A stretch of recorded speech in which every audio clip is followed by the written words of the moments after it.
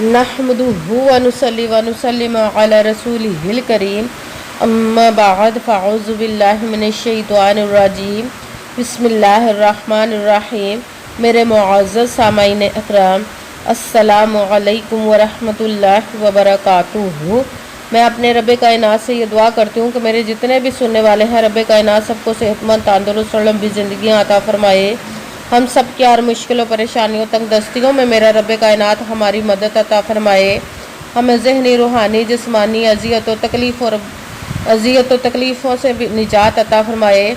हमें ज़हनी और रूहानी सुकून अता फरमाए। हमें बीमारी दुनिया से बचाकर बीमारी मदीना बनाए, और जो हम सब के हक़ों में बेहतर है मेरा रब कायनात हमारे लिए वो अता फरमाए, और जो हमारे हक़ों में बेहतर नहीं उसका ख्याल भी हम सब के दिलों से निकाल दे, और हम सबको अपनी रज़ा पर राज़ी रहने वाला बना दे। आमीन सुमा आमीन। आज माशाल्लाह से 7 रबीउल अव्वल और जुमेरात का दिन है। आज के दिन जो मैं आप लोगों के लिए वजीफ़ा लेकर आई हूँ, हस्बुनल्लाहु व निअमल वकील और या हय्यू या क़य्यूम का वजीफ़ा है। जिस घर में ये वजीफ़ा पढ़ा जाता है उस घर पर अल्लाह पाक अपनी रहमत की बारिश अता फरमाता है, रहमत बरसती है। ये वजीफ़ा पढ़ते ही आपकी हर हाजत हर दुआ कबूल व मंजूर अता फरमाएगा इंशाअल्लाह अज़ीज़। रब कायनात अपने हुक्म से इस वजीफ़े को पढ़ते ही गैबी ख़जानों से दौलत अता फरमाएगा और आपकी हर हाजत हर मुराद पूरी अता फरमाएगा। इस वजीफ़े को आज के दिन स्किप मत कीजिएगा, छोड़िएगा मत। जैसे वीडियो मिले फ़ौरन पढ़ ले। अगर फ़ौरन किसी मजबूरी की वजह से ना पढ़ सके तो इस वीडियो को अपने पास सेव कर ले। जैसे ही टाइम मिले तो इस वजीफ़े को लाजमन पढ़िएगा और पढ़ कर देखिएगा कि रब कायनात आपकी ज़िंदगी में कैसे कैसे मोजज़े अता फरमाएगा इंशाअल्लाह अज़ीज़। आप इस वजीफ़े को आज के दिन रब कायनात के गैबी ख़जानों से दौलत लेने के लिए पढ़ सकते हैं। आपका अपना घर नहीं, घर ख़रीदने के लिए पढ़ सकते हैं। आपकी औलाद नहीं या आपकी औलाद नाफरमान है उसके लिए पढ़ सकते हैं। आपके घर में लड़ाई झगड़े रहते हैं, नचाकी परेशानी मुफलसी गरीबी है उसके लिए पढ़ सकते हैं। आपकी शादी नहीं हो रही या आपके बच्चों की शादियाँ नहीं हो रही उसके लिए पढ़ सकते हैं। आपके घर में कोई बहुत ज़्यादा बीमार है या आप खुद बीमार हैं उसके लिए पढ़ सकते हैं। आपके पास अच्छी जॉब नहीं, जॉब लेने के लिए पढ़ सकते हैं। आपके घर में कोई बहुत ज़्यादा बीमार है या आप खुद बीमार है उसके लिए पढ़ सकते हैं। आपके ऊपर बहुत ज़्यादा कर्ज है, उतरने का सबब नहीं बन रहा, या आपने अपनी कीमती चीज़ किसी को दी है, पैसे या कोई चीज़ वापस नहीं कर रहे उसके लिए पढ़ सकते हैं। आपका अच्छा भला कारोबार चलता अचानक से बंद हो गया उसके लिए पढ़ सकते हैं। आपकी ज़िंदगी में आपके घर में सुकून नहीं, आपके कारोबार में दौलत में रिज़्क़ में बरकत नहीं उसके लिए पढ़ सकते हैं। आपके ऊपर जादू टूना बंदिश नज़र बद हसद कुछ भी उसको ख़त्म करने के लिए पढ़ सकते हैं। मतलब किसी भी मकसद किसी भी हाजत किसी भी मुराद के लिए पढ़ सकते हैं। मगर जब पढ़ने लगे तो रब कायनात की ज़ात पाक पर यकीन कामिल रख के पढ़िएगा। कहते हैं कि यकीन कामिल होता है, पीर कामिल नहीं होता। और अच्छी नीयत रह के पढ़िएगा कि रब कायनात कुरान पाक में इरशाद फरमाता है इन्नमल अमालु बिन्नियात, कि जो अमलों का दारो मदार होता है वो नीयतों पर होता है। अगर हमारी नीयत अच्छी है तो हमारा अमल भी अच्छा होता है, और अगर हमारी नीयत ही अच्छी नहीं तो हमारा अमल भी अच्छा नहीं होता। चाहे हम जितनी मर्ज़ी मेहनत कर ले, जितनी मर्ज़ी कोशिश कर ले, हमें उसका फल उसका अजर अच्छा नहीं मिलता। इसलिए अच्छी नीयत रख के पुख्ता यकीन रख के और 5 वक़्त की नमाज की पाबंदी लाजमन रखिएगा। फिर इस वजीफ़े को कीजिए। अगर वजीफ़ा करते वक्त आपके दिलों में ज़हनों में ऐसा वसवसा नहीं आना चाहिए कि हम ये अमल कर रहे हैं, पता नहीं हमारी मुराद पूरी हो या ना हो। ऐसा हो नहीं सकता कि हम रब कायनात के किसी इसम का या कलाम पाक का वजीफ़ा पढ़ें और हमें कामयाबी ना मिले। ये हमारे ईमान की कमज़ोरी जिसकी वजह से हमें नाकामी मिलती है। आपने सिर्फ अमल करना, उसका फल उसका अजर देना उस ज़ात पाक का काम है, क्योंकि उसकी दस्ते कुदरत से कोई चीज़ बाहर नहीं, उसके कुन कहने की देर और फयाकून हो जाता है। आपने अमल करने के बाद उसके कुन का इंतज़ार करना। इंशाअल्लाह अज़ीज़ रब कायनात अपने हुक्म से आपकी तकदीर के बंद तालों को खोल देगा, नसीब के सितारों को चमका देगा, आपकी ज़िंदगी में ऐसे ऐसे मोजज़े अता फरमाएगा कि आप खुद देखकर हैरान रह जाएंगे। आपको कभी किसी चीज़ की कमी नहीं रहेगी इंशाअल्लाह अज़ीज़ उसके हुक्म से।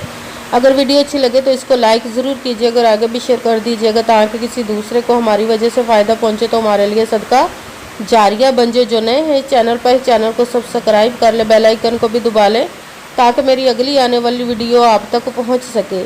अगर कोई मुझसे किसी मसले के बारे में इस्तिहारा करवाना चाहते हैं, किसी काम का हिसाब लगवाना चाहते हैं, किसी काम के लिए वजीफ़े का पूछना चाहते हो یا قرآن پاک آن لائن پڑھنا چاہتے ہو، محفل میلاد النبی کے لیے بلوانا چاہتے ہوں تو واٹس ایپ کا نمبر ویڈیو پر چل رہا ہے، آپ لوگ مجھ سے رابطہ کر سکتے ہیں۔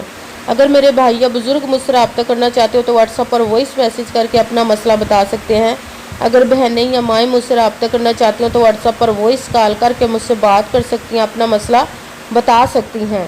آپ نے وظیفہ کرنے سے پہلے کمنٹس میں اپنا نام، جہاں آپ رہتے ہو جگہ کا نام اور اللہ پاک کا ایک نام ضرور لکھنا ہے، تاکہ میں بھی آپ لوگوں کے لیے دعا کر سکوں اور پھر وظیفے کی بھی آپ لوگوں کو اجازت مل جائے گی۔ آپ نے وظیفہ کرنے سے پہلے پوری ویڈیو کو دھیان کے ساتھ سن کے سمجھ کے پھر وظیفے کو کرنا ہے۔ ایسا نہ ہو کہ ویڈیو کو سکپ کر کے چھوڑ کے سنیں اور پھر کوئی بات رہ جائے اور آپ وظیفہ کریں اور وہ ٹھیک نہ ہو۔ آپ نے نہ تو کسی عمل میں کم کر کے پڑھنا، نہ زیادہ بڑھا کر پڑھنا ہے۔ اگر کم یا زیادہ کر دیتے تو وہ ہمارا وظیفہ ٹھیک نہیں ہوتا، ہمیں کامیابی نہیں ملتی۔ اسی لیے آپ نے جس تعداد اور جس ترتیب کے ساتھ میں آپ لوگوں کو وظیفہ بتانے لگی، اسی تعداد اور اسی ترتیب کے ساتھ آپ نے اس عمل کو پڑھنا ہے۔